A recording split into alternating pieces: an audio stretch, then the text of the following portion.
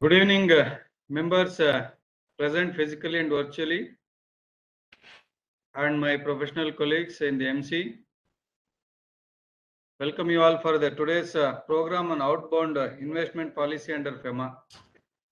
When we requested to address our members, when we requested Chidanand Urs sir for address our members, even in his busy schedule, he agreed for this, and he has come here to address our members. I wholeheartedly welcome Chidanand Urs sir. Thank you so much. I also request our committee member, Treasurer Manjunath M. Allur to welcome Chidanand Urs sir with bouquet.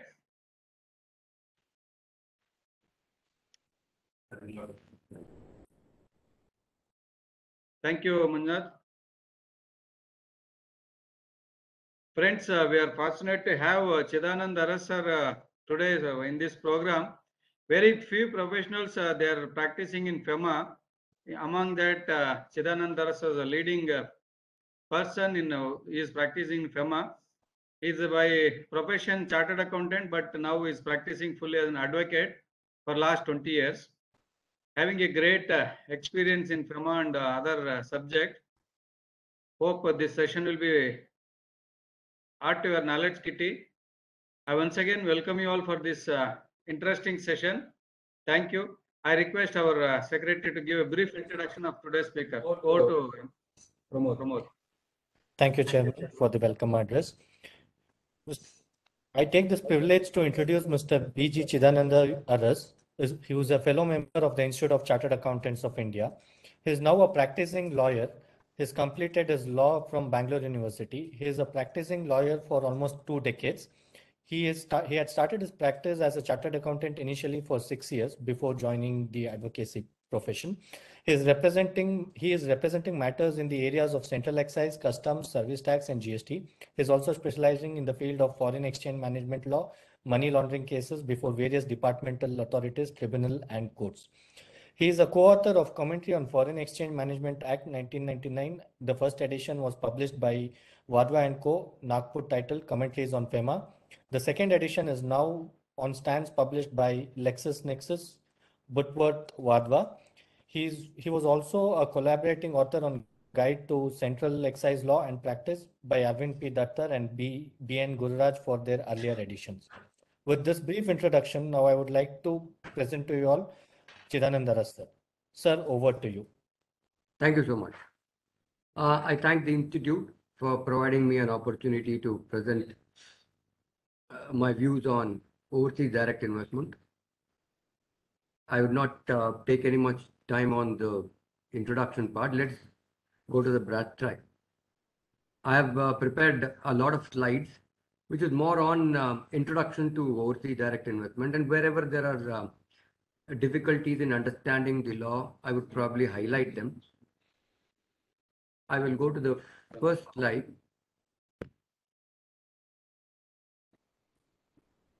Yeah.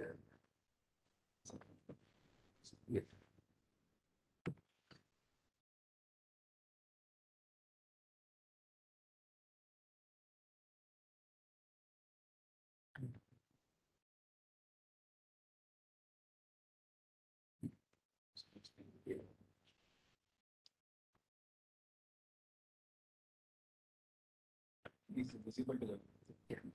Before I get into the history of overseas direct investment, we need to understand that the nature of a transaction. This transaction was more or less allowed from 1954 onwards on a very limited sense.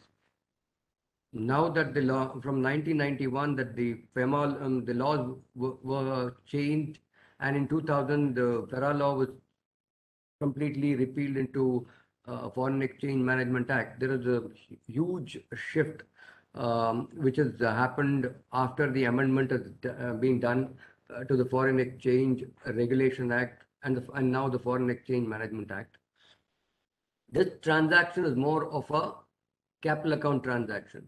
Why do we call it a capital account transaction? As we know that under Foreign Exchange Management Act, every transaction is divided into 2 categories. One is on the capital account, the other is on the current account. So this transaction of overseas direct investment is a capital account transaction which falls under section 6(3) bracket A of the Foreign Exchange Management Act, read with various regulations and also the master directions. I would come to that. What does section 6(3)A say? It talks about the transfer or issue of any foreign security by a person resident in India. This being a capital account transaction, when a person wishes to undertake a transaction of this nature, there has to be a specific permission which is granted either by the provisions of the Act or the regulations or the master direction which is issued by the Reserve Bank of India, or by a clarification issued in the nature of APDIR circular. So now we know that every capital account transaction is restricted until unless it is specifically permitted. So what are the permissions which are granted? Which are the regulations would grant this permission? The regulation was by way of notification 19 of 2000, which was the original notification which was issued when the Foreign Exchange Management Act was brought into the statute book. That was called the Foreign Exchange Management Transfer or Issue of Any Foreign Security Regulations 2000. That notification was superseded in 2004, that is on 7/7/2004, by another notification of 120 of 2004, which is now renamed as Foreign Exchange Management Transfer Issue of Any Foreign Security Regulations 2004. As of now, this is the regulation which is in vogue, and this is the regulation which has to be referred to when your clients have to undertake a transaction under the overseas direct investment route. The one peculiarity as provided there is that section 6(3) of the Act has been repealed. It is no longer a part of the statute. Even though section 6(3) has been repealed, and it is saved to a limited extent under section 47(3) of the Act for the limited till such time that the government notifies the new rules. Normally, regulations are notified by the Reserve Bank of India, and the rules are notified by the central government. Why have they done this? Because there was a lot of dichotomy, there was a lot of differences between a regulation which was devised by the Reserve Bank of India and the guidelines issued by the Ministry of Commerce, which invariably used to issue a lot of press notes. When the press notes were issued by the Ministry of Commerce, they would provide a certain benefit to the to the Indian, I would say, companies or individuals or anybody who needs to undertake the transaction. But that was normally not reflected in a regulation, because RBI would normally not agree to those restrictions being removed for whatever reason. There was always a tiff between the Reserve Bank of India and the central government on various amendments being made. So for that reason, what they have done now is they have completely taken over the capital account transactions right now to formulate a law. It is with the central government, and till such time that the central government notifies the rule, the earlier regulations which were notified by the Reserve Bank of India would continue. Now there are the draft rules that I'll come to that. Now the draft rules are being circulated on the overseas direct investment. That is still not been passed by the Parliament, so that's still not made into a law. It is still a draft rule. So as and when the draft rule has been amended, and probably we will take another session on that.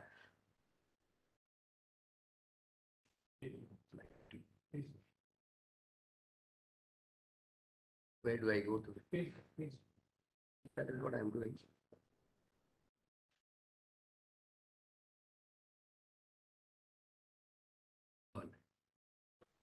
Thank you, sir.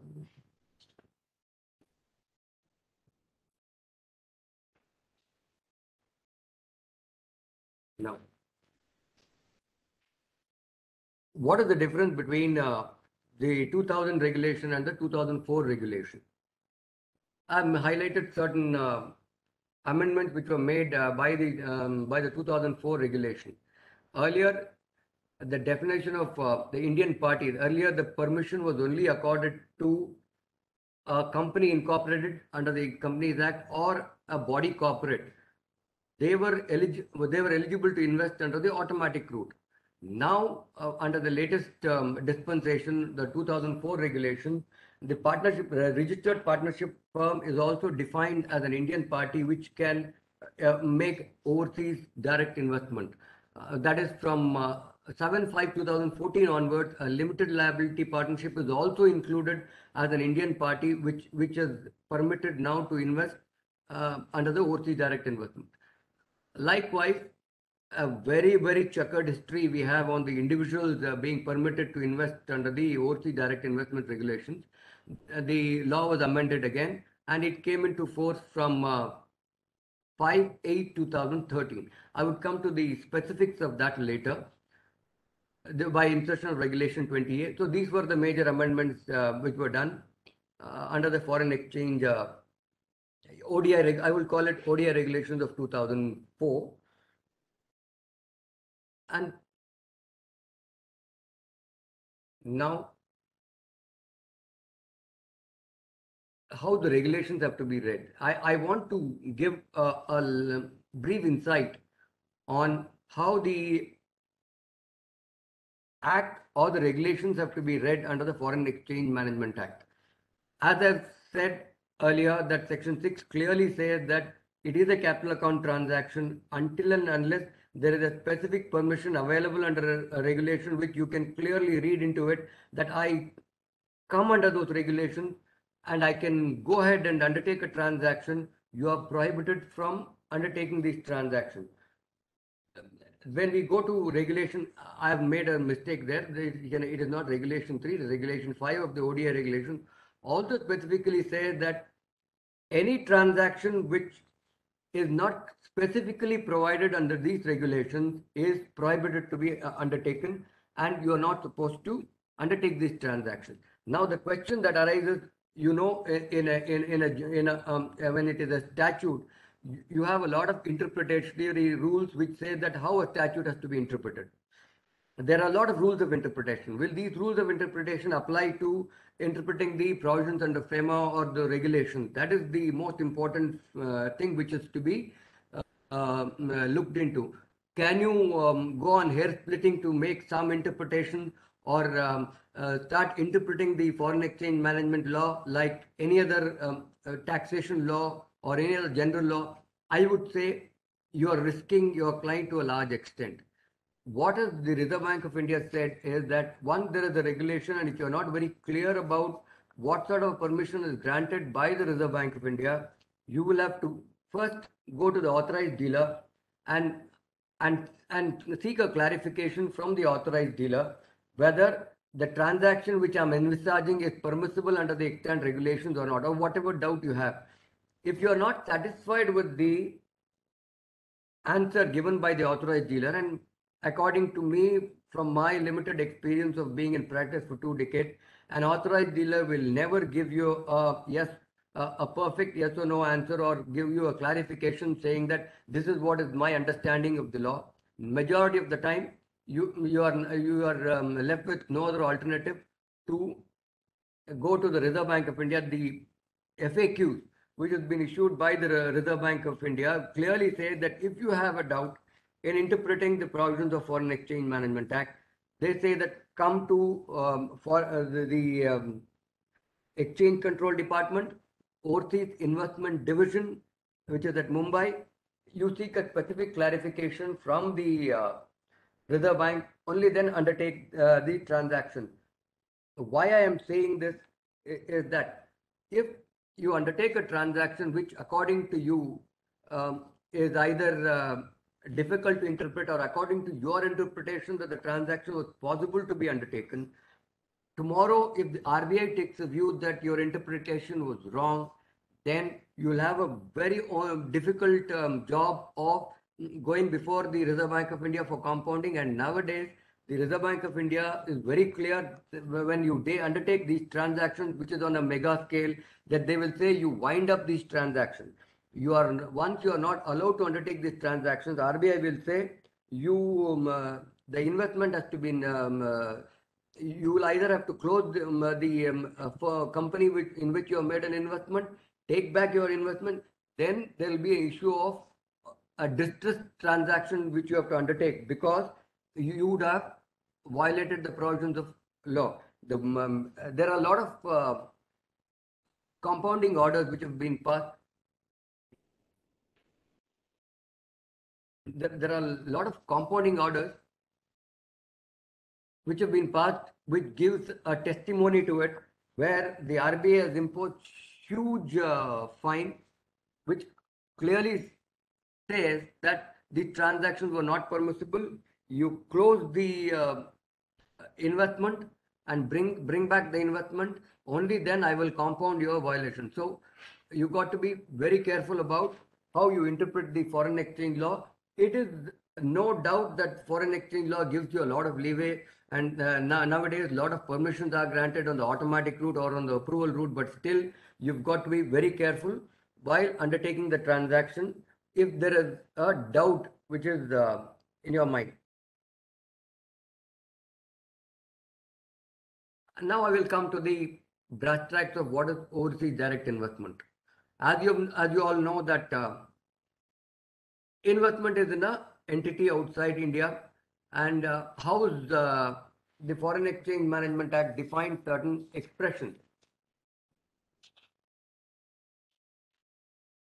Prior to me going to the understanding of the Indian party, there are certain important definitions which have been provided under the 2004 regulations, which is under Regulation 2. I would first read the definition of the expression direct investment. I have not provided that here, but I will read through it. The rule, Regulation 2 bracket E defines what is direct investment outside India. It is direct. It defines direct investment outside India to mean an investment, a contribution to the capital subscription to memorandum of association of the overseas entity by purchase of the existing share, by market purchase or private placement or through stock exchange, and it excludes portfolio investment.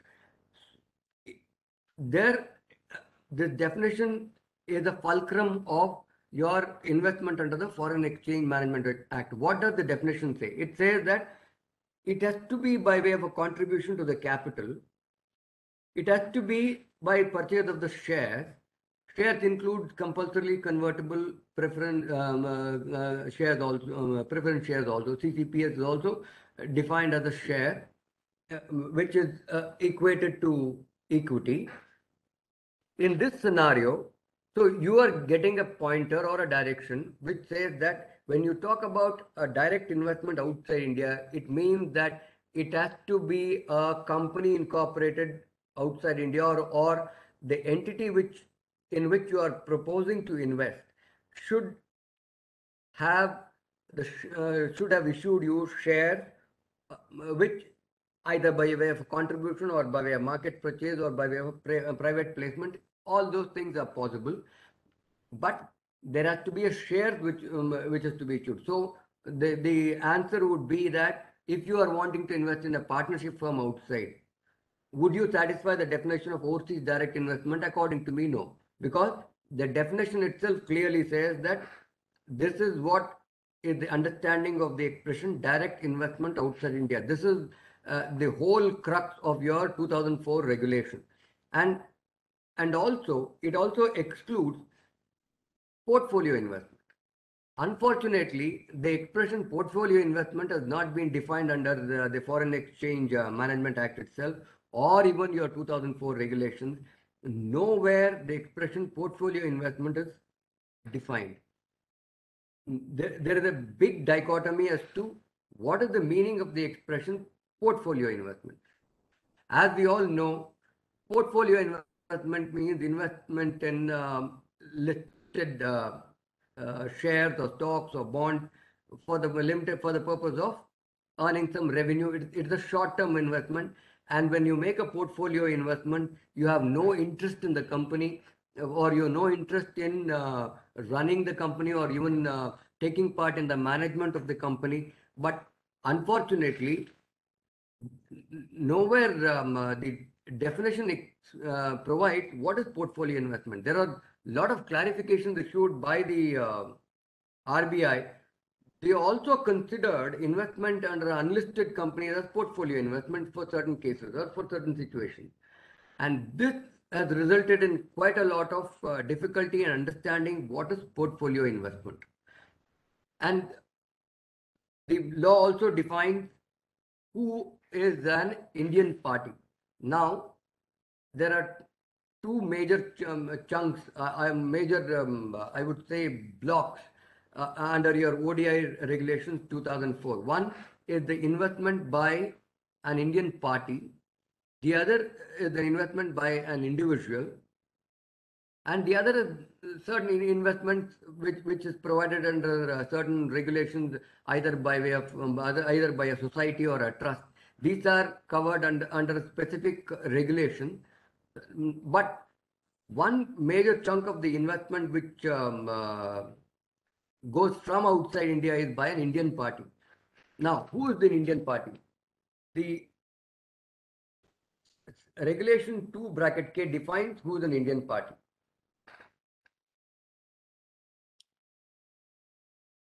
Indian party is defined to include a company incorporated under the Companies Act, a body corporate created in the Act of Parliament, as I have provided there, a partnership firm which is included later, a limited liability LLP which is also included at a later stage of the 2004 regulation, and one more. I have only included the Indian party which is in the financial service sector, a little bit different from the other general categories, because they have got specific conditions which they have to meet under Regulation 7. If they want to, if the Indian party which is in a financial service sector which want to invest outside India, has to adhere to certain other additional conditions which is provided under Regulation 7 of the ODI regulations. The other expressions are joint venture. What is a joint venture? We know that we are using the expressions quite liberally under the ODI regulations when we are giving the when we are discussing going down a joint venture or a wholly owned subsidiary. Wholly owned subsidiary is understandable. This thing. What is the meaning of the expression joint venture? The expression defined under 2M, which says that it should be a foreign entity which is formed, registered, incorporated outside India, or laws regulated in the host country. The investment made in those type of entity is construed as a joint venture, where you are not investing full 100% of the shares of that entity. Then you will consider it as a joint venture. Look at the difficulty again. It says it is a foreign entity. They say it is formed or registered or incorporated. Now, the definition of joint venture clearly says that it can be by way of any type of registration. But unfortunately, when I read the definition of direct investment outside India, it says that when you make an investment, there has to be an equity share. There has to be an equity which is an underlying document which has to be received by you. So this is no doubt, they say that it is formed or registered or incorporated. There may be various conditions in the host country which say that there is no need to incorporate a company in certain other countries. For that reason, probably they've used the expression quite liberally, and they've said it is either formed or registered or incorporated. So that's fine. And now the expression net worth. I would come to the come to the computation part later. Regulation 2(o) defines what is net worth. Net worth simply means paid up capital plus free reserves. This expression is also fairly equally important. And there's also a definition of real estate business. Why that definition is important, which you have to read it quite many a times, is that there is an absolute bar on either an Indian party or a resident individual to invest in a foreign entity which undertakes real estate business. I will come to all the difficulties or the inconsistencies in the understanding of this expression. If I compare the definition of real estate business under the FDI regulation, that definition is completely different from the definition of real estate business, which is provided under the ODI regulations of 2004. And the last, which important one, is the wholly owned subsidiary, which clearly said that if the entire capital of the foreign entity is held by the Indian party, then it would be considered as a wholly owned subsidiary. Now in this slide, I have provided certain other entities also, which are also permitted to invest, even though they are not forming a part of the definition Indian party, quote unquote, under the regulation. That is the mutual fund. If you go to, I don't want to get into the specifics of all that because of paucity of time. If mutual funds wanting to invest outside India, the regulation 6C clearly provides the condition on which the investment is possible. The banking company, which has got conditions which are independent of the conditions for the Indian party. Likewise, you have a registered trust or a society which is also permitted to invest outside India in a specific sector, which is engaged in manufacture, educational sector, or hospitals, which is again provided in a specific regulation, which is read with the schedule, which again I will not get into the it in detail. Now I would come to, I have made this thing about listed Indian company for one reason, that you know that the definition of direct investment outside India clearly excludes portfolio investment. However, only the listed Indian companies are permitted under a specific regulation again to invest outside India on a portfolio investment also. So that is an aberration. So I have provided that, which says that all the conditions again are provided under the regulations, which says that what are the conditions on which the investment is possible. They cannot go beyond a certain percentage of their net worth.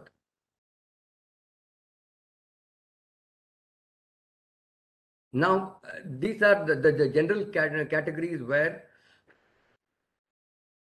they don't fit into any of the broad blocks. I said either the Indian party or an individual.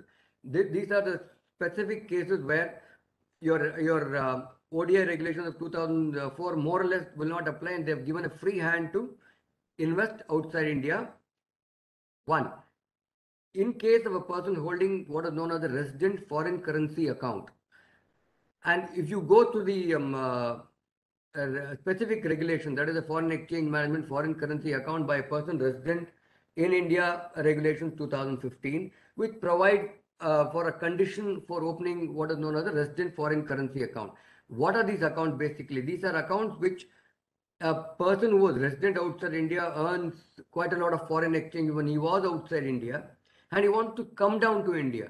Now there is a facility. There is also a possibility that these persons will be permitted to also hold a foreign account and hold the foreign exchange or the foreign securities which they have invested at the point in time when they were resident outside India, which is under Section 6 of the Foreign Exchange, 6.4 and 6.5 of the Foreign Exchange Management Act. They are permitted to hold. Even then, India has provided one more facility which says that you open what is known as resident foreign currency account. Rather than keeping the money in a foreign account, you can as well keep the money in a resident foreign currency account. When you have the balances in your resident foreign currency account, then you have no restrictions in investing this money outside India in a foreign entity, and they said there is absolutely no restrictions possible. You can invest, you can sell, you can do whatever you want with the money you have if the money is parked or accredited in the resident foreign currency account. This is a exclusion from all the conditions which are imposed to the Indian party or to the resident individual. You have no restrictions. Even though you're a resident individual, you will have no restriction whatsoever under the ODI regulations to make an investment. Also, it says that general permission is also granted once you have invested in foreign security. You can also acquire bonus shares or anything like that. And one more category is that of a person called not permanently resident in India. You got to, this is important because there is a possibility that there are a lot of foreigners who come down to India on a employment or a specific job or an assignment, and they will be holding their foreign accounts outside India. Can I restrict them from investing outside India because he is amenable to Indian jurisdiction? This regulation 4 clearly says that in case a person is not permanently resident in India, then he is permitted to purchase foreign security out of his foreign currency resources, what he holds. There is no bar on such investment, but there is a catch where the expression not permanently resident in India is defined, where they say that if somebody is come on an employment for a specific duration, it may be for 10 years also, but it has to be, the duration has to be specific, then he will be considered as not permanently resident in India. Let us see a situation where somebody has come to India on a specific job or an assignment, for example, certain projects in India. He would have been deputed to India on a project. In that situation, if he has come to India not on an employment but on specific job or an assignment, then the duration where he can be a not permanently resident in India is only 3 years. After that, he'll have to adhere to all the conditions which are imposed under the ODI regulations of 2004. So there is a distinction made between a person who's come down to India for an employment, and there is a distinction made between a person who's come down to India on a specific job or an assignment. So do you like to take questions at the end, or I will? Yes, one of my friends who's come physically has asked me a question saying that whether we would take the questions at the end or at the beginning. We will take the questions at the fag end of the session because the problem is if there is an interjection here and interjection there as well, it becomes difficult. We will take all these questions because when a question is asked by my friend here, I probably have to repeat the question to you and then answer. So rather than that, we will go at the fag end and answer all the questions. You can make note of the question. I would now get into regulations relating to Indian party. That is part 1 of the ODI regulations 2004. What are the prohibitions which are there? There is an absolute bar on an Indian party. We know what is the definition of the expression Indian party. To make any investment outside India in a foreign entity which undertakes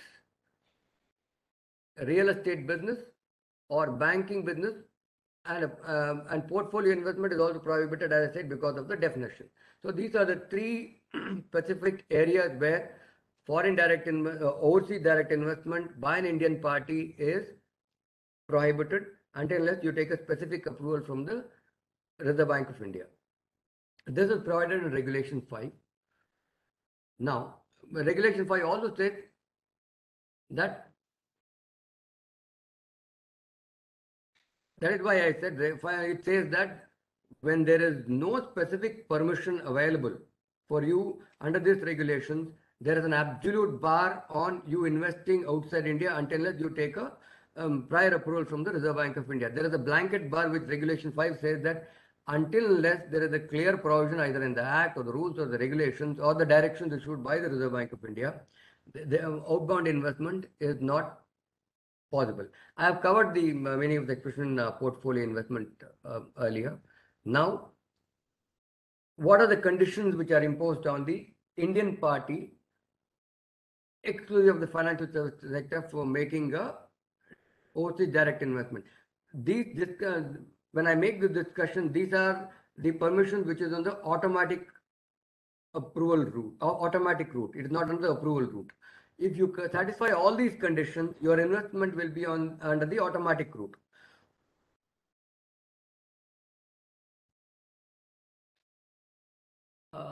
Can I have this made a bit bigger because it becomes difficult for me also to go through it. So just ask them.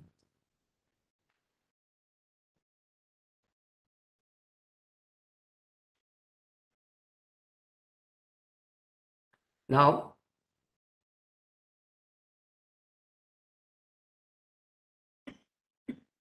the regulation says about financial commitment.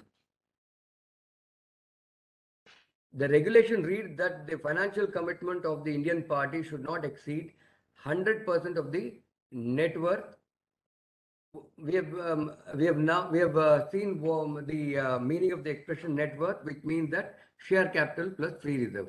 That 100% net worth is provided under the regulation, but as of now, going by the master direction, the investment to the extent of 400% net worth is permitted, which is provided under the master direction, which is somewhere the amendment was done in the year 2016. So the financial commitment, it means that you can commit to invest in an overseas entity or a foreign entity to the extent of 400% of your net worth. How do you calculate the net worth? It is share capital plus paid up share capital plus free reserve. Now, if I'll give you an example. If you have a company A in India, which has got a net worth of say 100 rupees, and you have a subsidiary, which is company B, where you're holding more than 51%, and that has got a net worth of say 50 rupees. The total net worth of A and B will be 150. And if you have got to invest in a foreign entity outside India, any one of you, either A wants to invest outside India or B, which is a subsidiary which wants to invest outside India. Can I get this full screen?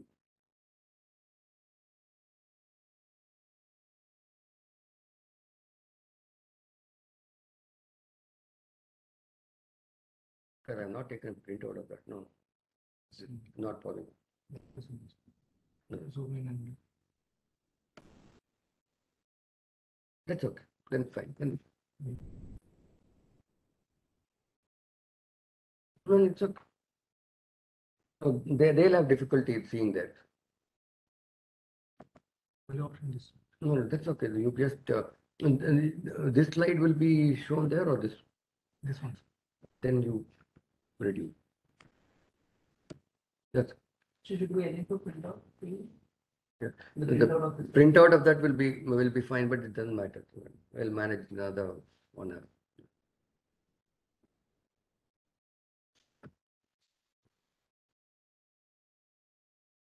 Yeah. So as far as the financial commitment is concerned, as I was, I'm sorry for the screen. I'm not able to read through my own slides, so for the sake of the continuity. So that's the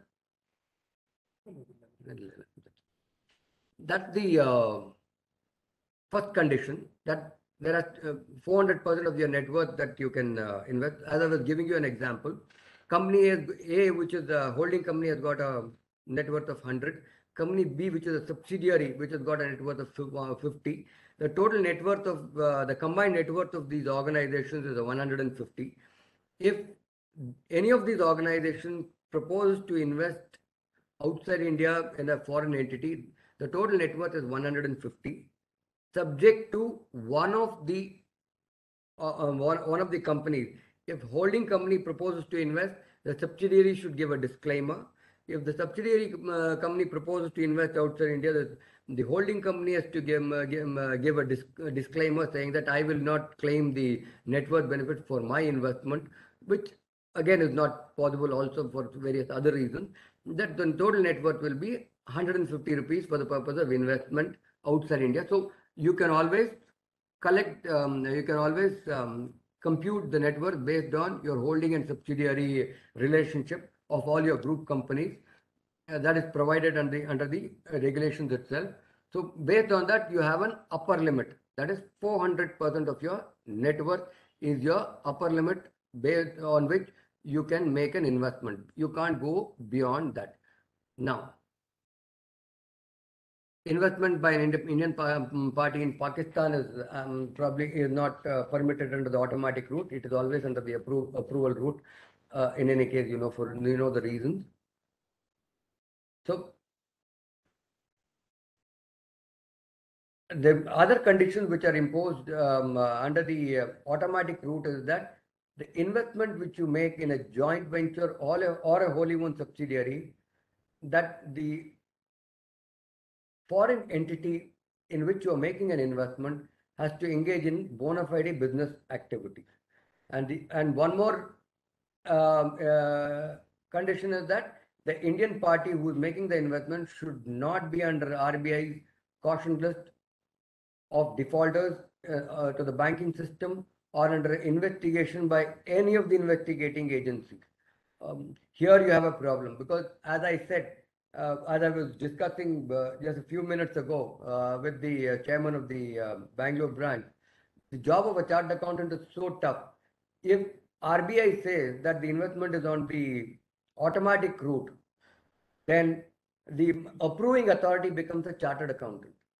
Why? Because once you make an investment, once the Indian party makes an investment under the ODI regulations, under the automatic route, there is a mandatory requirement for the Indian party to take a certificate from a chartered accountant saying that all the conditions for my investment under the automatic route have been satisfied, and the chartered accountant has to certify saying that all the conditions of the automatic route investment is being satisfied. If the chartered accountant has to give a certificate, he will have to find out where the investigation is done of a company and by which authority. You can always do as a matter of course, which you are used to doing, take a certificate from the client saying that I'm not under investigation by any authority. I'm not under the defaulters list by the banking system. How you can rely on these certificates or the undertaking given or a declaration given by your client is left to you. If some information is easily verifiable, the onus is on you to verify. So these are the preconditions for the investment under the automatic route. There are other minor conditions, as I said, in case of a investment which is already made by the Indian party earlier, until and unless the Indian party satisfies all the mandatory filing conditions, the next investment will not be allowed to be done. That is, either you have filed your annual performance report, you have filed your returns on assets and FLA returns, returns on assets and liabilities outside India, that and all the other reporting requirements which I would deal with later. If those reporting requirements are not done, then there is no way that you can make an investment under the automatic route. Until unless you comply with all the reporting requirements, the authorized dealer will not permit you and your investment under the automatic route.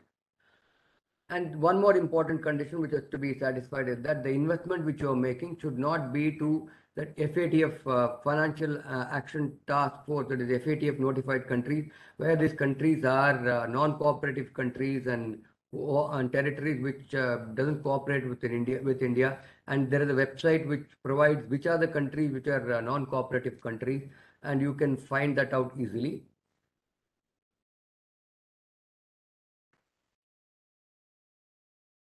As I said, now it has been increased from 100% to 400% of net worth from July 3rd, 2014.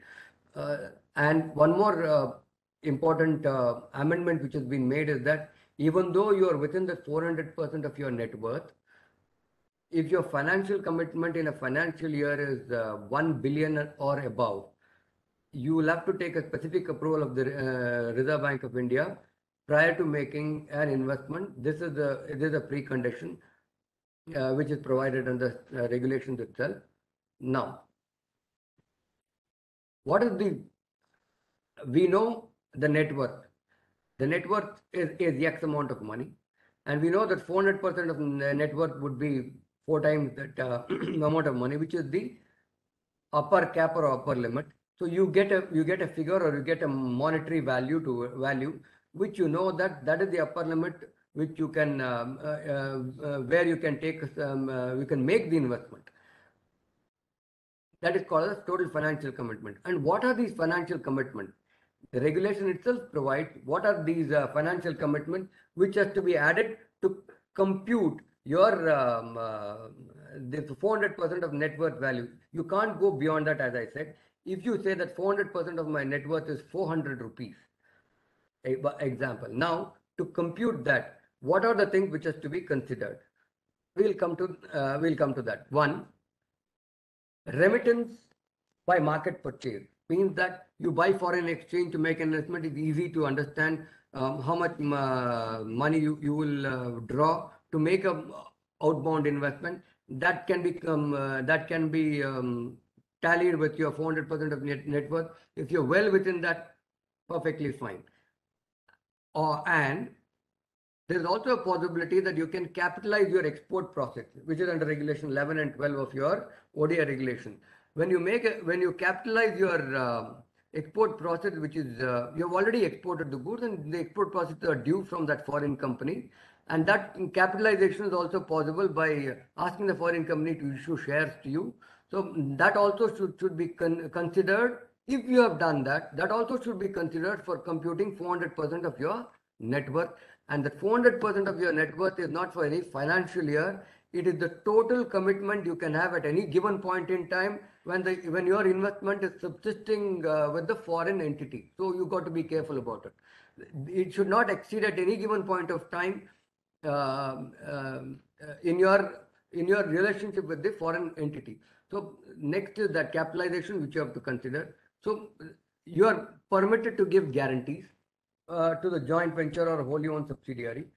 100% of the value of your guarantees should also be considered to find out your financial commitment. And many a times you would say that guarantees may be very difficult to find out what will be the value of my guarantee. These clearly provided under the regulations itself, saying that guarantees cannot be open-ended. So it means that you can clearly identify what is the amount, what is the liability you're undertaking by giving such guarantees to your JV or a wholly owned subsidiary. 100% of the guarantee amount will also have to be considered in computing whether you are well within your 400% net worth or not. Now, and if you have made any investment through in agricultural operations, I would leave because there are specific regulation again on sort of the agricultural operations is concerned, that need not be considered here. And if you have made an investment through your ECB by taking external commercial borrowing, and if that money has been invested outside India, that should be considered. And 50% of your performance guarantee. If you have given a performance guarantee to your JV or wholly owned subsidiary, if the performance guarantee is X amount of money, 50% of that should be considered to compute the total financial commitment which you have made to your foreign entity, and also 100% of the bank guarantee which you have issued by the resident bank. There is also a possibility that the resident bank issues a bank guarantee for an underlying transaction undertaken by your joint venture or a wholly owned subsidiary, and for which you would have given counter guarantee or a collateral here in India, so that there is a financial accommodation which is done to your joint venture or a wholly owned subsidiary. That value also should be included, and having included everything here, you should still be within the 400% of your net worth, so that your investment will be considered to be under the automatic route. If you exceed the 400% limit which is provided, you will have to take a specific approval from the Reserve Bank. You are not under the automatic approval route.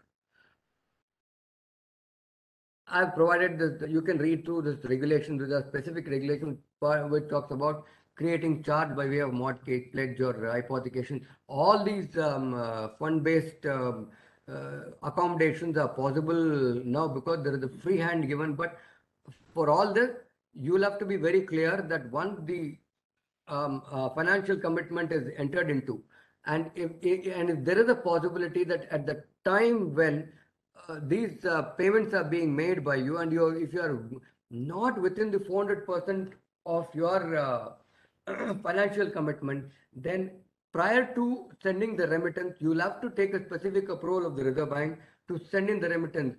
It so happens that your net worth reduces because the net worth is based on the last audited balance sheet.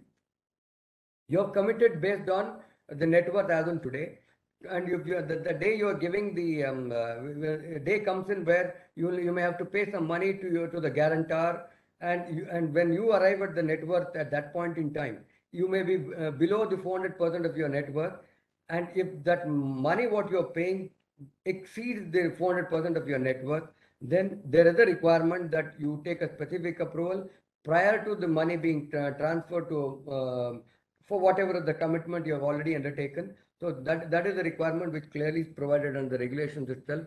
Kindly look into it at the time of your, the money being sent. If you are not within the limit at that point in time, take a specific permission from the Reserve Bank of India. Now, there's one more iteration to the 400% net worth. As I've said, that all this is again a repetition of that. How all can the drawdown of your 400% net worth is possible? That by cash remittance, you go to the bank, tell the bank that I want foreign exchange. Bank would give you the foreign exchange. You would send that money to your foreign entity. They will allot share and the valuation, all that I'll come to it later. That by cash remittance. Others by capitalization, guarantees. You know how you go to compute the guarantee amount and there is also a possibility that you can utilize the amount raised by issuing ADRs or DDRs, where there is a specific, the regulation clearly says that if you have issued ADRs or GDRs and if you are specifically utilizing that, then that doesn't become a part of the 100% part of the financial commitment. As you've seen the definition of financial commitment earlier, the definition clearly says what all has to be included. If I'm saying something else here, which is not a part of the definition, then that sort of a transfer which you make will not form part of the computation of the 400% of your net worth. One example is the utilizing the amount raised by on issuance of ADRs or GDR or ECB conditions. As I said, it is covered under that. Next is the swap of shares is also possible.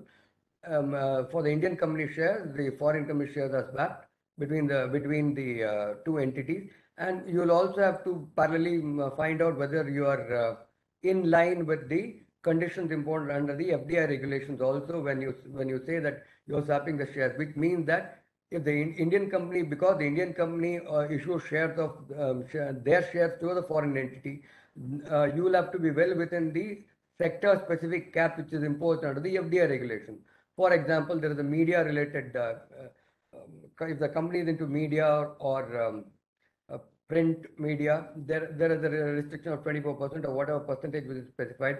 If there is a swap of shares and if the percentage exceeds the limit prescribed under the FDI regulation, you probably have to take a specific approval of the government prior to you getting into the swap of shares between the foreign entity and the Indian entity.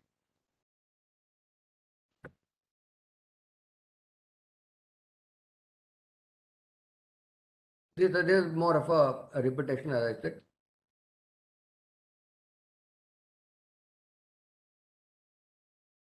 The Indian party, as I said, they can also give loans to the joint venture or wholly owned subsidiary within this permissible financial commitment limit. One most important thing which is to be kept in mind is this, that when you give any of these guarantees or performance guarantees or even the loan, the underlying requirement is that you should have made an investment in the foreign entity by way of contribution to the equity of the joint venture or a wholly owned subsidiary. If you have not made a direct investment in terms of equity, you can't independently say that even though I've got the 400% of your net worth, you can't say that I will, without the investment, I'll give a guarantee to a foreign entity, which is not possible. So the underlying requirement is that you will have to have a equity investment in the joint venture or a wholly owned subsidiary. Only then you can either give a loan or a guarantee or a performance guarantee. That is the requirement, and that is the underlying requirement. Next is the permission granted to first generation step down operating company. What is this first generation step down operating company? I'll give you an example. I invest in an SPV outside India, maybe say Cayman Islands, where I put in my funds of say X amount of money. I want to accumulate a lot of funds from outside India because there are other investors also who are willing to invest in that SPV, so that I can make a further investment in a manufacturing entity or whatever. It is more or less like collaboration. If there is a mega project or if there is a mega manufacturing which you need to undertake elsewhere and you have X amount of capital, you might ask the other investors also to invest in an SPV or in a company which is set up for that purpose. So you invest X, a company from the United States invests some Y, another company might invest their capital. So, or the other there may be a fourth company which can invest their technology. So you also issue shares to them. So there is an SPV which is set up with the investment and the technology going to that company. Now that company will make a downstream investment. That is the step. Will have a step down subsidiary which is into manufacturing. This first line investment made by that SPV will be known and understood as first generation step down operating company. There are a lot of conditions, so you got to be very careful because there are a lot of jargons which are used under the ODI regulation. It says if it is a first generation step down company is different from step down operating company. A step down company can also be another investing company, but it has to be an operating entity, which means that which undertakes activities in the either in the manufacturing or the services sector. So, if it is a first generation step down subsidiary, there is a possibility of this Indian party to directly give a corporate guarantee to that first generation step down operating company and within the prevailing again your financial commitment. And second and subsequent generation step down operating subsidiary, they say that it has to be under the approval route. You can't grant any accommodation or a loan or any facility to such organizations. Why they have done it? As I have already told you in the previous line, that when you give a guarantee to an organization, you invariably have to have a direct investment. But in this case, even though you don't have a direct investment by way of a contribution to the equity of the step down subsidiary, but they still permit you to give a guarantee because of the requirement that it is an operating company, that you can give a lot of financial accommodation to the operating company because that is the company which earns revenue to the Indian party or to the Indian investor. So they have provided this facility by looking into the requirement. There is also certain other facilitation which is possible, that is by resident individual promoters of the Indian party. They can also give personal guarantees within the permissible financial commitment, and the guarantees cannot be, as I said, open-ended.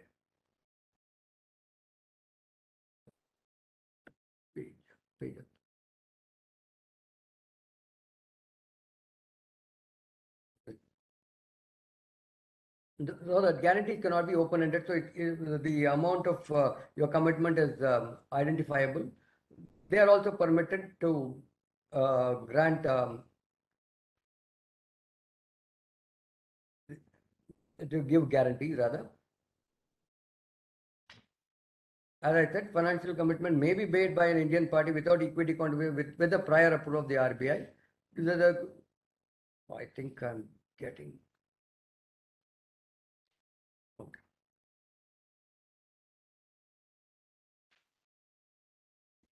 As I said, there are two conditions which the regulation says that it has to be satisfied, that it should be as per the business requirement, as per the legal requirement of the host country. There is a possibility of giving only a guarantee or the thing financial commitment without an equity contribution if the host country requires it to be done that way, and you'll have to take a specific approval of the Reserve Bank of India.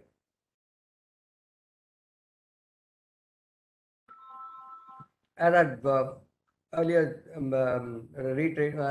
stated, that if the investment is to be made out of your earnings through your ADR or GDR mechanism, which is out of the international offering, then there is no requirement of looking at your 400% of your net worth.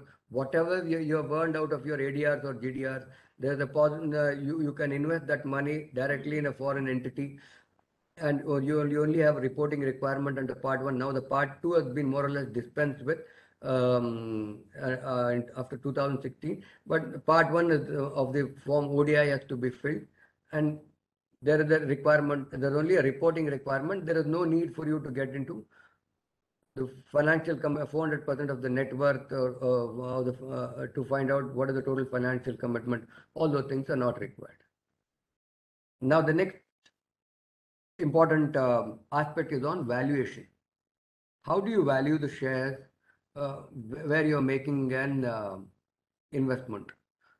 This regulation 6.6 talk about who's to value, but it never provides as to what is the valuation mechanism which has to be adopted. Unfortunately, they have never stated that, but the unwritten rule is that it has to be on the basis of a internationally accepted method, with more or less the DCF method, which has been accepted by the Reserve Bank of India. And just because it is not stated that there is no method provided under the regulation, I can go ahead and value the shares however way I want. I can value it on the book value or any other method. That is not permitted, because Institute has also provided a certain guideline, which is more of a guidance note, which says that valuation has to be done of a share based on the purpose for which that such valuations are used.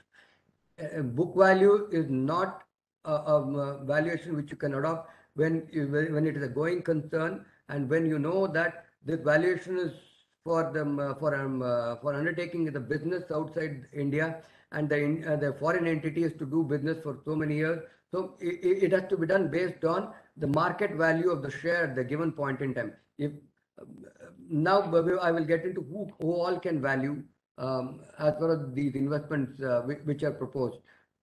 This is also fairly clear. It says that when the amount is by way of remittance from India in an existing company, the valuation share shall be as follows. If the investment is is more than $5 million US, it has to be by a Category 1 merchant banker registered with SEBI.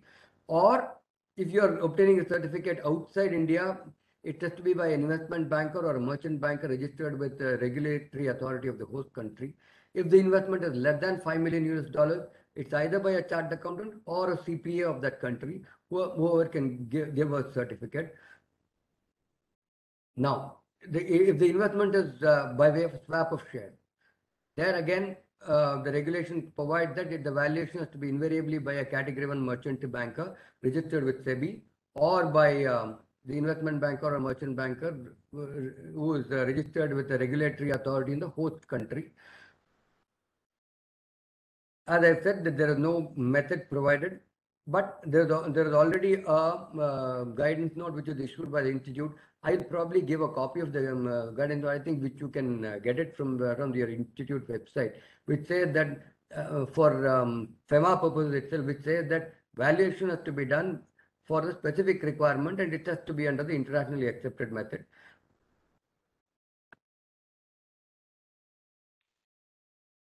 Now, the regulation 8 and 8, which says that what are the if you don't fall into any of these conditions which I say, that which is under the automatic route, you will have to take a specific approval from the Reserve Bank of India for making an investment, for making an outbound investment, which is under the approval route. If you don't satisfy regulation 6 or 7, which talks about all the general conditions. Now, the regulation itself provides what are the things which the RBI consider in giving you the specific approval. The regulation itself says that the premises viability of the project of the JV or wholly owned subsidiary outside India is the contribution to the external trade and other benefits that India would get, the financial position, the business track record of the Indian party and the foreign entity, the expertise and experience of the Indian party and the activity proposed for investment. So going by all this, you know that you'll have to prepare a fairly good project report and give it to the RBI for seeking the specific approval of the Reserve Bank of India if you don't satisfy the conditions provided under Regulation 6 and 7.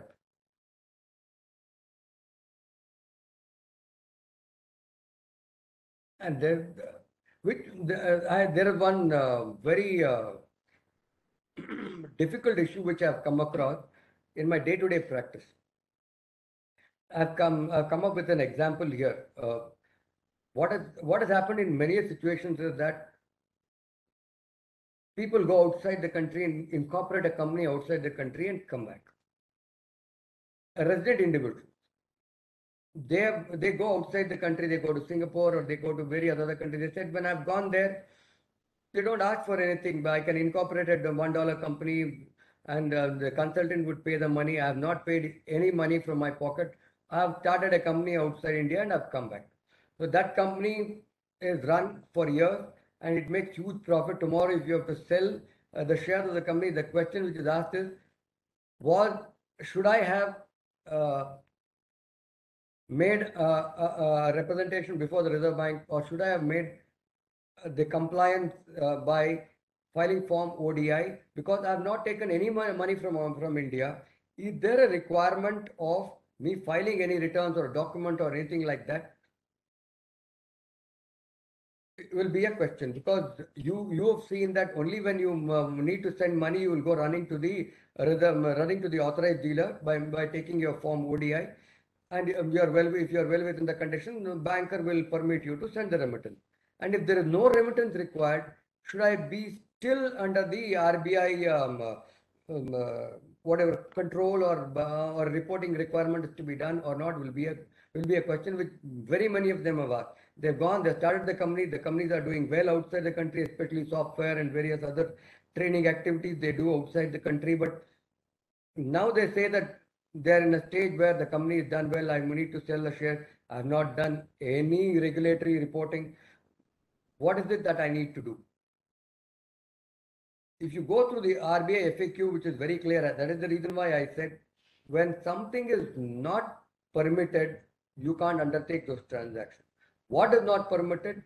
You are not permitted to hold a share of a foreign company where you don't need to send any remittance from India. That is not possible.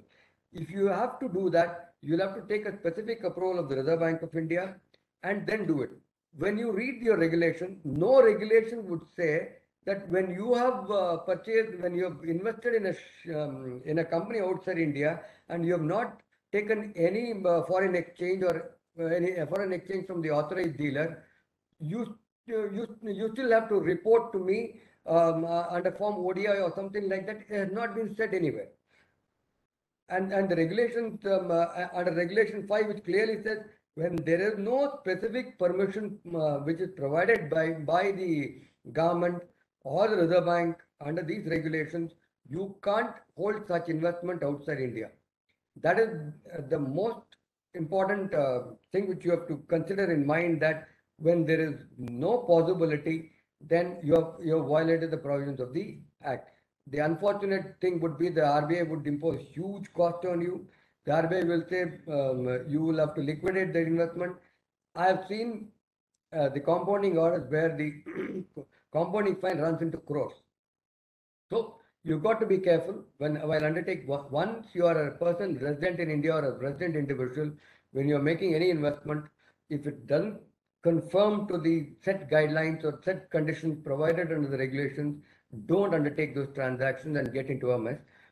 This is the one example that I can give of. If you have done that, specific approval, they say prior approval, which means that prior to undertaking a transaction, you should have obtained the approval. Now that you have done it, the RBI can impose any conditions on you to set right the violation which you have done and to also impose the compounding fine.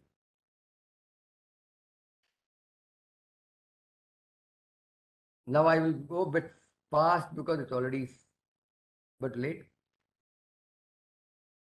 Now the reporting requirements are, as I said, what are the procedural requirements under the ODI regulations? The procedural requirements are not provided under the ODI regulations. They are provided under separate master direction on reporting under the Foreign Exchange Management Act. You will find that under Part 5 under the Foreign Exchange, under the master direction, which talks about what are the reporting requirements which you have to undertake. If your investment is under the automatic route, you will go to the authorized dealer, file Form ODI in Part 1. Prior to your remittances, you will say that I need the remittance or I need to give a guarantee. After that remittance is done, I need to give a guarantee or whatever. So the authorized dealer will allow your remittances to happen. Then he will send your form with his report to the Reserve Bank of India, and you will be allotted what is known as the unique identification number, called the UIN number.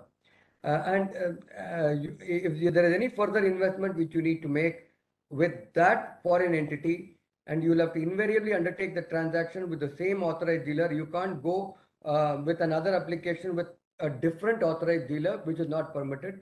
So one investment will be invariably controlled by one authorized dealer who can who can see whether you are in compliance or not. Now, what are the other reporting which you need to do? Then the second reporting which you need to do is your annual returns, which you have to file in Part 2, which have to be filed before 30th of June every year. The third return which you have to file, having made an investment, is annual returns of financial assets and liabilities, the FLA return, which is by 15th of July every year. When you are filing these returns, you will also invariably have to file the audited balance sheets.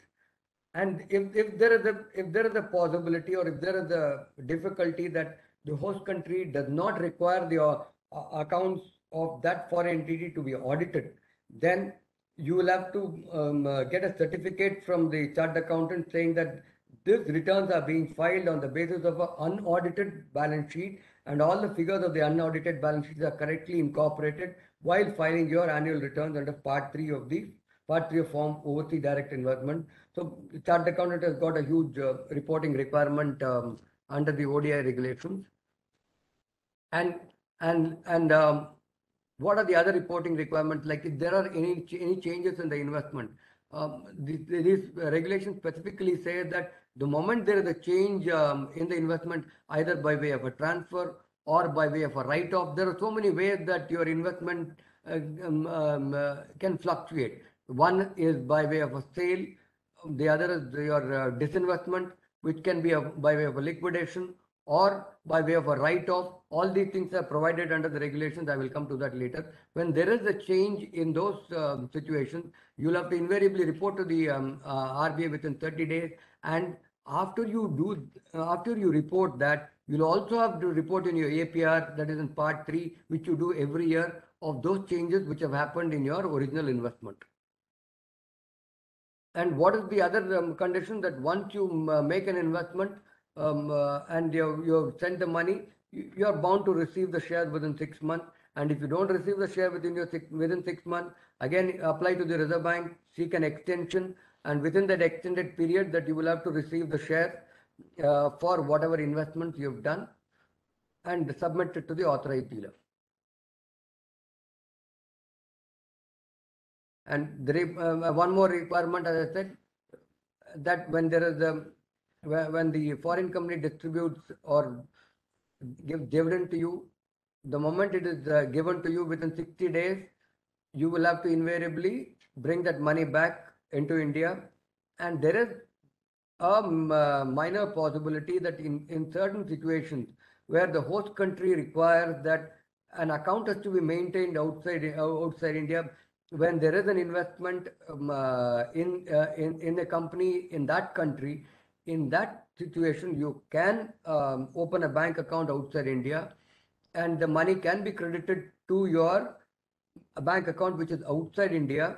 But again, the moment the money is credited to that bank account, you'll have to repatriate back the funds which is credited to the account. The account can be continued, and they say that the account can be held for the time that your investment is there. Once the investment is liquidated, the account also has to be closed. But it has to be a requirement of the host country, which says that this is the condition that I need an account to be opened here for whatever reason. Like India says that if you have made an investment, in case of foreign direct investment, if the investment is made by foreign company, there is a requirement to open an NRO account where it says that you credit the proceeds there, pay all your taxes, take a certificate from a chartered accountant, and take the money back.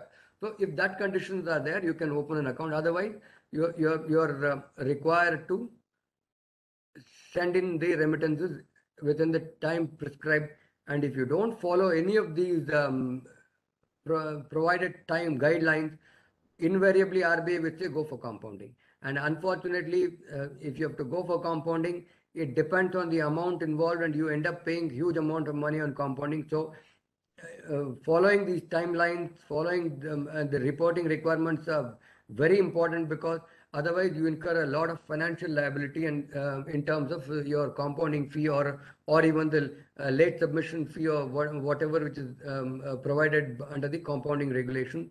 Late submission fee is you compromise with the with the government, saying that there is a set amount which is provided. I pay the late submission fee, so you don't need to go for compounding. If you don't pay the late submission fee, you'll have to invariably prefer a compounding application and be at the mercy of the Reserve Bank of India.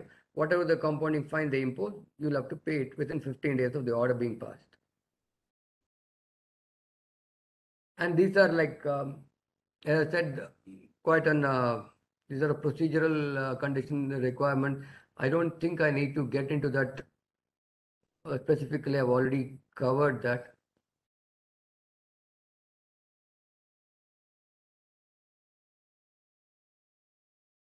Now I would get into the disinvestment part.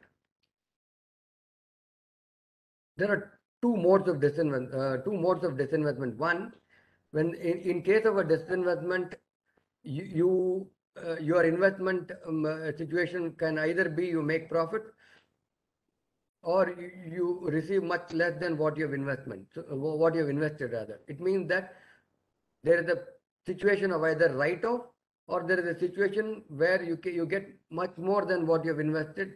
That is covered under regulation 16.1 and 16.1A. Again, you will have to look into the expressions used there. There is a possibility that you can sell the shares which you have invested, that is the Indian party. Wherever I say you or think, now I'm only talking about Indian party. Who's the Indian party? As we have read earlier, the company or a body corporate or a limited liability partnership or a partnership, registered partnership firm. These are the entities, these are the business entities which are falling under the definition of Indian party. So by way of a sale, they can undertake the sale to another Indian party if he also satisfied with the 400% of net worth and all the conditions which is imposed under regulation 6, you can sell the shares to them, or you can sell the shares to a person resident outside India. This 16.1 situation is that there is no write-off. It means that you get something more than what you have already invested. So this is under the automatic route. What are the conditions which are to be satisfied if you have to undertake such sale by way of transfer by way of sale? If the sale should not result, as I said, in write-off of the investment made. In case of the shares of joint venture wholly WS, it should be effected through a stock exchange. That is in case of a listed company. If the shares are unlisted, most important, the disinvestment is by way of private arrangement, then the valuation of the share should be by a chartered accountant or a CPA based on the fair value of the shares, based on the latest audited financial statement, and the price at which the shares are sold cannot be less than the value certified. So this is important. Here, when the sale happens, there is a clear mention of the valuation methodology which needs to be adopted. That is fair value. What is fair value again? That is a fair value, again, internationally accepted method. I would say, which is accepted now here as the DCF method, which can be adopted. The other conditions which are to be satisfied is all the outstanding dues of the Indian party, that is dividend and all the other dues which I have to receive from the foreign entity should have been received by you before making the sale. Only then you can go under the automatic route of selling the shares and getting your sale proceeds. That condition has to be satisfied. The next condition, the overseas entity is in operation for at least 1 full year. So you are not permitted to sell the shares within a year of the investment being made. So it will more or less look like a lock-in period. The lock-in period of 1 year has to be satisfied. If you want to sell the shares prior to 1 year, 1 year, again take a specific approval of the Reserve Bank and you can do it. And there's one more requirement, that all the reporting formalities have to be completed, and if you don't complete your reporting formality, you are not permitted to sell the shares under the automatic route. Complete all your reporting formalities, only then you are permitted to sell the shares under the automatic route. The next condition is that this is the most difficult condition to follow, as I've been saying, that the Indian party should not be under investigation by CBI, Director of Enforcement, SEBI, IRD, or any other regulatory authority in India. If you are under investigation, after the investment is made, and God forbid that some investigations are commenced on the Indian party, then the only route is to take a specific approval of the Reserve Bank to sell the share and then go through it. Otherwise, not possible. Now, the regulation 16A, which talks about sale when there is a write-off, which means that you will get something less than what you had originally invested. There again, there is an automatic approval possible, automatic route possible for that disinvestment, subject to these conditions again being satisfied, that the joint venture or the wholly owned subsidiary outside India is listed in the stock exchange. And the other condition, the Indian party is listed in stock exchange in India and has a net worth of not less than 100 crores, or the investment is less than 10 million US dollars. The Indian party is unlisted and the investment is less than 10 million US dollars. If in such situation, even though it amounts to write-off, that you can still go ahead and affect the sale or the disinvestment and write off whatever is the balance amount which will be short. And one more condition, the sale process should be received within 90 days and the evidences to be submitted to the Reserve Bank. The most important condition again, I would go, again when you are making the disinvestment here, is that the clauses 2 to 4 of regulation 16(1), that is that the valuation of the shares have to be done. Let us see a situation where the Indian party is unlisted, and even though the investment is less than 10 million US dollars, you can't sell the shares at a value less than what value given valuation certificate is issued by a chartered accountant or a CPA. The condition which is provided under subclause 2 to 4 has to be invariably followed, which means that it may be a situation of a write-off, but when you are selling the share, if you are selling the share at a value less than the value which is arrived at by the chartered accountant or the CPA, then you are not under the automatic route, you are under the approval route. Seek a specific approval of the Reserve Bank. Only then you are permitted to undertake such disinvestment. Here the situation is not necessarily sale. Disinvestment can be by way of a merge, by way of the liquidation, and so many other situations which is covered under the regulation.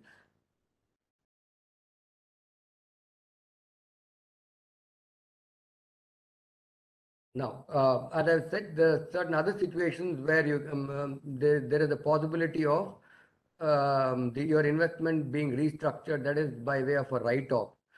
And to whom it is permitted, and then again, my slide is fairly clear. I don't see them. There is much complication in that.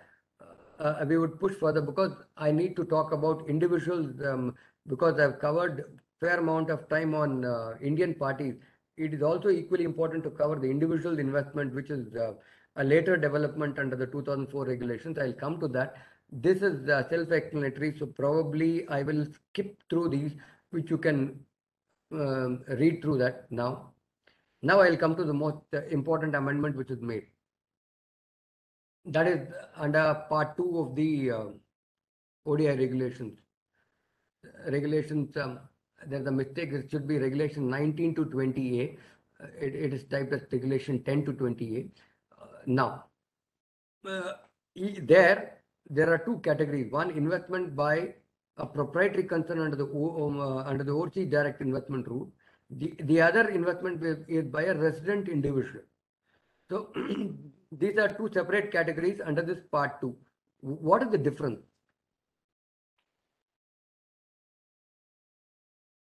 Regulation 19 says that a proprietary concern is permitted to invest, and there is again, I would say the regulation does not provide for these conditions, but when I go through the master directions provide for this condition that if the proprietary concern is to be a star export house and there has to be a minimum export of X amount of money, and the investment by this such proprietary concern should not be should be equal to the average of the 3 years export turnover. All these conditions are provided, and in any case, the investment under the proprietary concern is always under the approval route. It is not under the automatic route.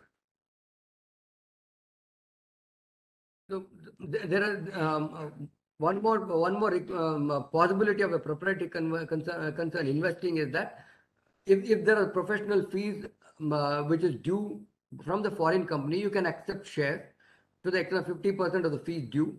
And the condition which you have to satisfy again is that the fees due should not be overdue.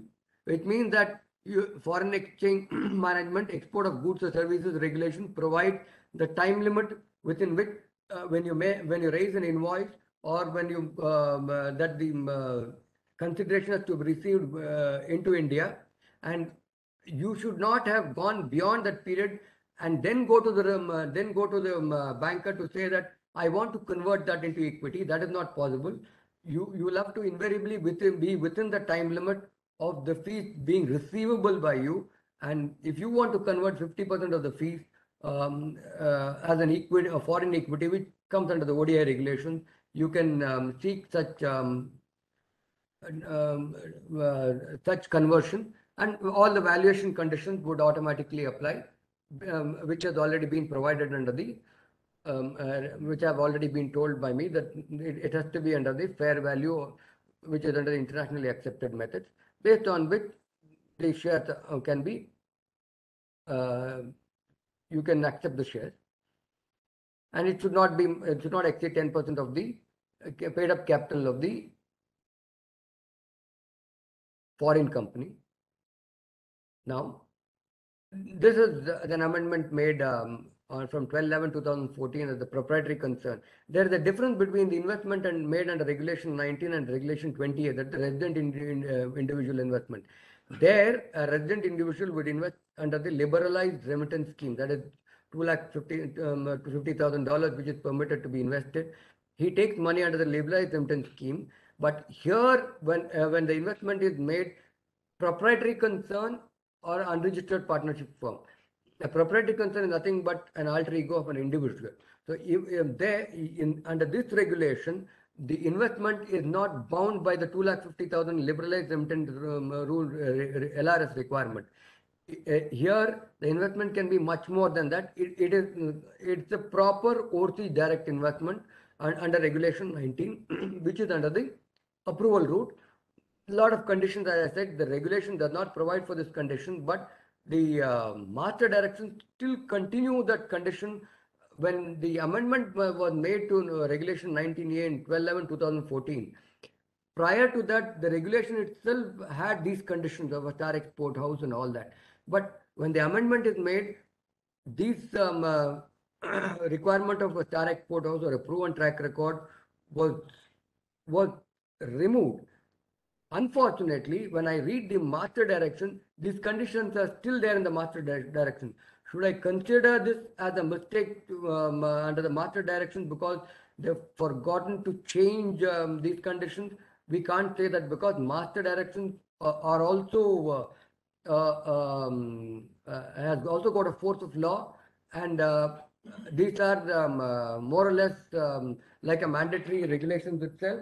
And if you don't satisfy that, you will be violating the conditions as well. So invariably, those conditions have to be satisfied.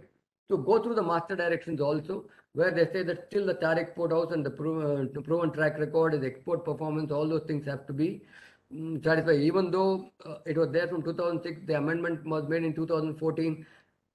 Unfortunately, the master direction continues that condition, which you probably may have to follow. But all said and done, this is your judgment which you need to do before making a application, because it is always under the approval route and not under the automatic route. So you will probably not go wrong, because if you go wrong, RBI will probably not permit you. So that to that extent, there is a check and balance provided in the statute for this type of an investment. Now, the most important, most controversial amendment is Regulation 20A. This is one Regulation 20. I will cover that again. This is also fairly clear. In case of a resident individual, if you have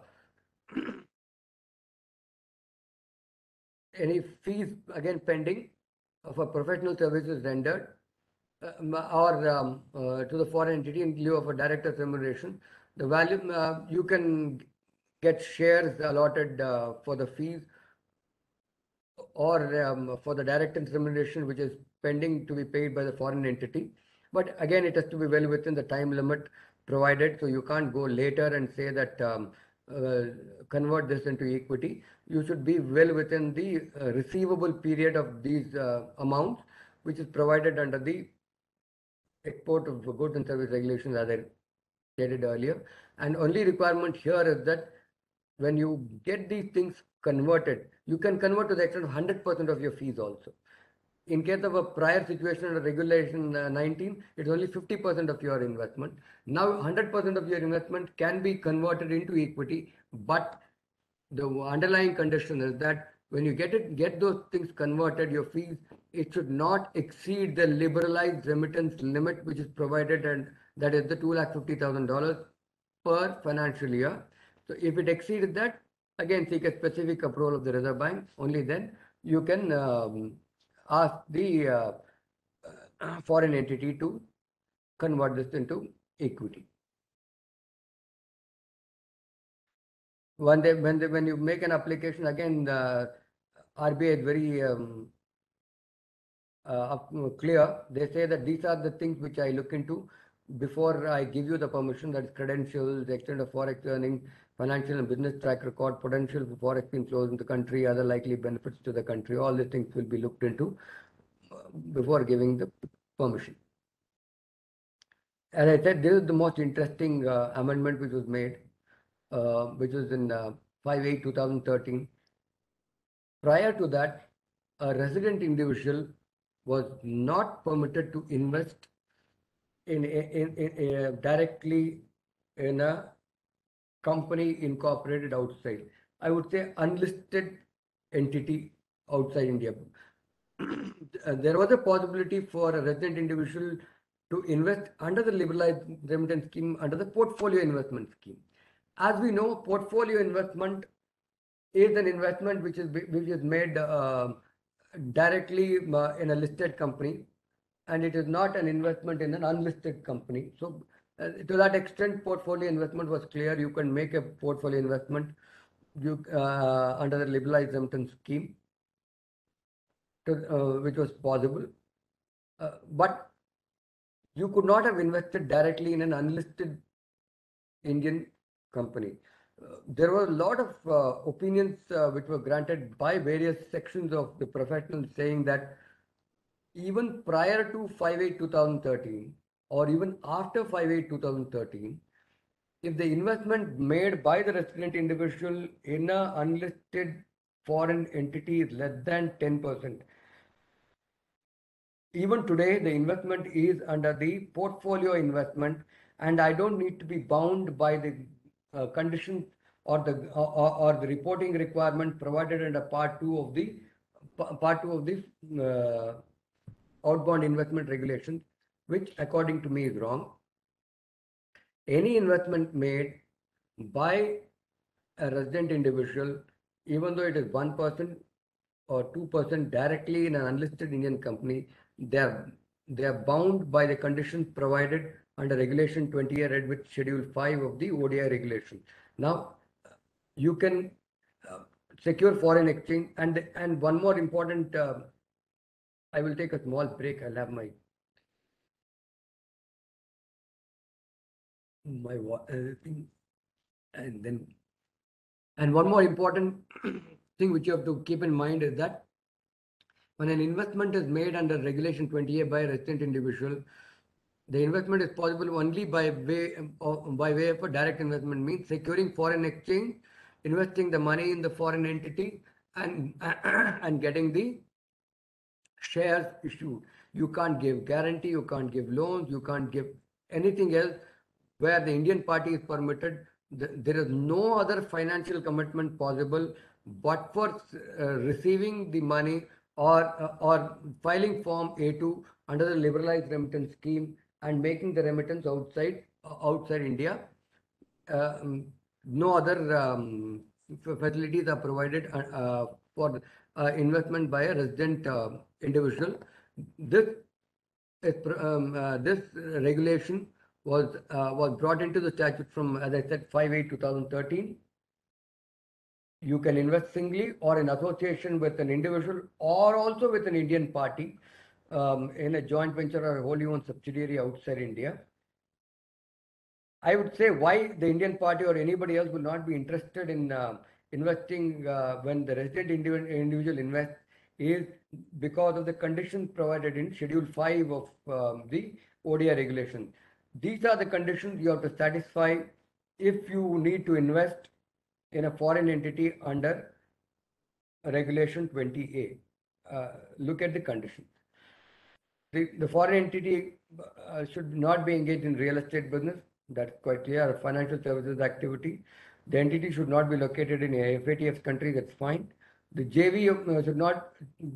The most important thing is that the joint venture or the wholly owned subsidiary should be engaged in a bona fide business activity. Now, the resident individual should not be under the RBI caution list. That's fine. That was also for the Indian party. The investment should not cross the permissible limit. That's also fine.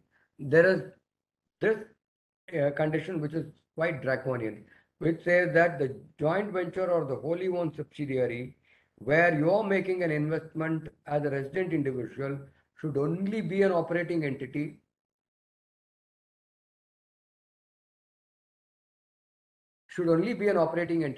and no step-down subsidiary is allowed to be acquired or set up by such joint venture or wholly owned subsidiary. When a resident individual makes an investment in an operating entity outside India, their flexibility is completely cut. Even though their foreign laws permit that company to either have a step-down subsidiary or make any investment in another company there in the host country.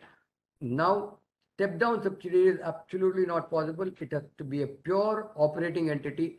The moment that entity wants to invest, make a downstream investment, the only possibility is you as a resident individual should liquidate your investment come out of it, then they can do whatever they want. Otherwise, these stringent conditions are applicable. Now, the valuation of the shares, which according to Section 660, as I've already said, there is no other mode of financial commitment which is possible, as I said, by way of a guarantee or loan or any other financial accommodation which you can't do to that foreign entity. The reporting requirement, I think I will skip with the reporting requirement because it's only a procedural thing. Yes. The disinvestment, as I said, is permissible by a transfer, sale, merger. It's only allowed after 1 year of making the first remittance, and no write-off will be allowed in case of resident individuals. Reporting within 30 days. All the reporting formalities you can go through the. I will not get into that because of paucity of time. Now there are so many other permissions which are recorded under these regulations, like the resident individuals can acquire foreign security. Foreign security is defined in Section 2 of the Act to shares, stock, bonds, debentures, or any other instrument denominated and expressed in foreign currency, including foreign currency denominated in foreign, which is redeemed or return of interest is payable in Indian currency. If such foreign securities are acquired by way of gift from a person resident outside India, it is permitted, you can acquire it. And if it is issued by a foreign company under cashless ESOP scheme, you can hold those foreign securities. And if it is by way of an inheritance from a person resident outside India, it is possible for you to hold in such situations, even though there is no foreign exchange outflow. In all these cases, there is a reporting requirement. The moment you acquire that, all the reporting formalities will automatically fall in place. That you file form ODI, you file annual performance report, you will file FLA, which is to be filed. All these reporting requirements will automatically follow. And one more, the permission granted is for an individual or an employee director of who is working in India in the Indian office or a branch or subsidiary of a foreign entity or Indian company having direct or indirect equity. In such situations, such individual or employee can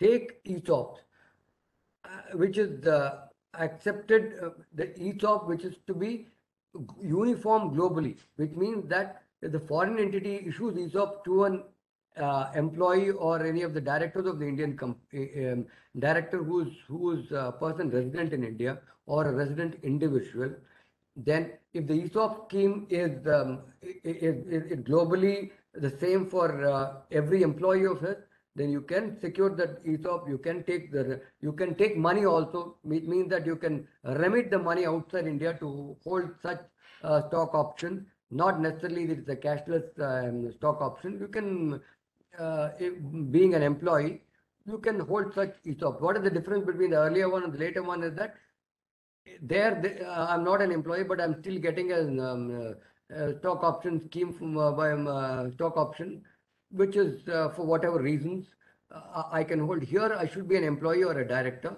in this regulation, which says that you can secure foreign exchange and you'll also have to do all the reporting formalities, and the remittance is also permitted where you make an application form ODI with your authorized dealer. He will permit you the remittance. You will also get a UIN number for such investment being made.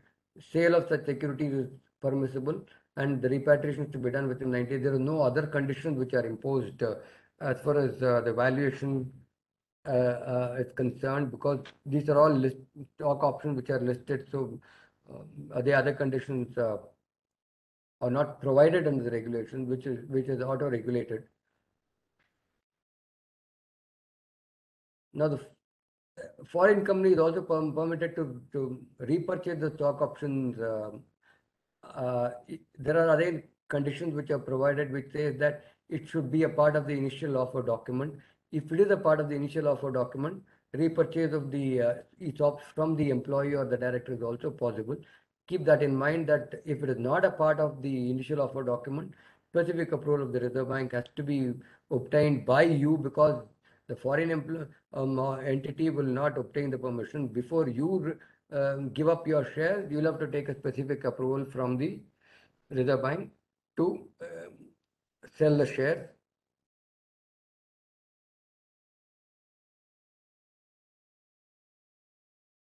Then I would these are the fund based. These are all and again the domestic depository which is under regulation 22(7). I would not go to the specific. There's one more regulation which clearly says that acquisition of a regulation 24, acquisition of a qualification shares or qualification shares. Earlier, for acquiring a qualification shares, earlier there was a limit of $10,000 US, and they also limited saying that if you are holding qualification shares, it should not exceed 1% of the paid up capital of the foreign entity. Now those conditions are not provided. They say that if it is well within the liberalized remittance LRS limit, you can acquire the qualification share or the right share which is permitted. Again, the valuation, all the valuation conditions will automatically apply. You can't buy the shares at whatever price, but the value, all the valuation conditions will, the CA certification, all that will automatically follow. In case of a software company, again, to an individual with an employer or director, there is a specific regulation which says that where your employer has invested in the foreign entity, and if you are getting the shares of the foreign entity under whatever stock options or any other scheme, and you can also invest in the shares in the same foreign entity, but it should not go beyond 5%. And there is one more condition with the regulation imposes, that is that when you make an investment, the share of the foreign of the Indian party, shares held by the Indian party should not be reduced. The shareholding percentage of the Indian party should remain the same. If that is satisfied, there is a possibility of some employee getting the share of the foreign entity where his employer is invested. So, and there is one more regulation which also says that in case of a knowledge-based sector, again, the employer or working director is also permitted to acquire the share under the ADR or GDR scheme, the stock options, again adhering to the conditions, SEBI regulations. And the knowledge-based sector is defined under the regulation, under the explanation to the regulation as to what is the knowledge-based sector. I don't want to go through it. That is self-explanatory. With this, I think I will conclude my talk. If there are any specific, I have not covered on round tripping, which is a topic in itself. If anybody has got a specific questions on that, I'll probably address to it. But on the structuring part, I had no time to discuss, so I have not discussed on the round tripping part of it. In these regulations, the round tripping is a regular feature, so you got to be careful about round tripping. That is not provided under the regulation. Round tripping as the thing is provided under the FAQs. Last two questions of the FAQs state that what are the situations where it amounts to round tripping, and you are not supposed to undertake those transactions. So with that, I think I will conclude my discussion. If there are any specific questions, I'll truly take it in the limited span of another 5 to 10 minutes. Otherwise, I can probably answer later on also if the institute provides me the list of it. Thank you so much. There is no questions in question box and chat box. Members, if you have any question, you can raise. Otherwise, we can conclude this session. Excellent. So it means that nobody has understood. Or fully understood. Or other way, everybody has understood it. Fully understood. We will look at it pessimistically that nobody has understood. So thank you so much. Thanks a lot, sir. We have come to an end of excellent session. Very detailed discussion on FEMA, outbound investment policy. Thank you. Thanks a lot. I thanks on behalf of Bangalore branch of IA. May I request Secretary to present a memento to the Chidanand Urs, sir. Sure. Thank you so much. Thanks, Sir Pramod. Thanks a lot, sir. Thank you to so all much. the members, those who are present today and they made this program successful. Thank you all. Thank you. I have 3 questions.